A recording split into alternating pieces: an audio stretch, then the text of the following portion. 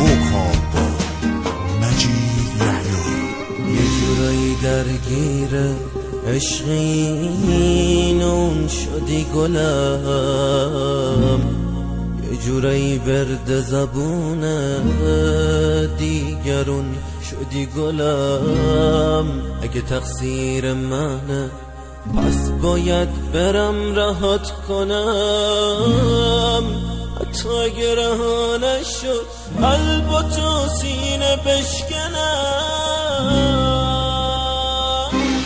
خودم راضی میکنم دل از تو بکنم، اگه بشه ثانیه بار دیگه بهت سر نزنم. قسمت ما جدایی شد، خودت اینو خوب میدونی، دیگه نمیخوام واسه من شعرهای غمگین بخونی.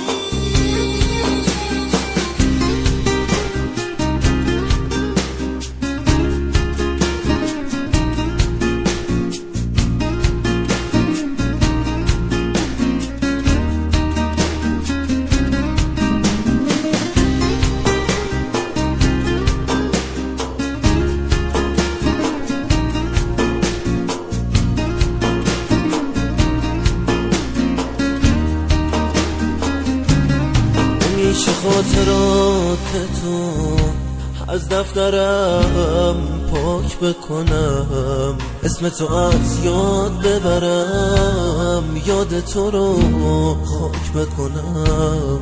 من که تموم لحظه‌ام به پای تو ریختم عزیزم، من که تقصیری نداشتم، نمیری از خاطرم.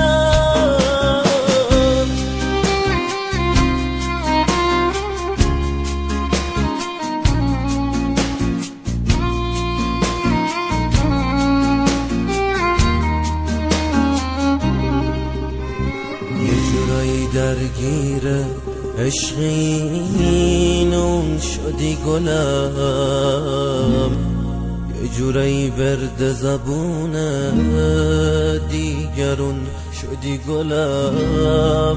اگه تقصیر منه پس باید برم رهات کنم، حتی اگه رها نشد قلب و تو سینه بشکنم.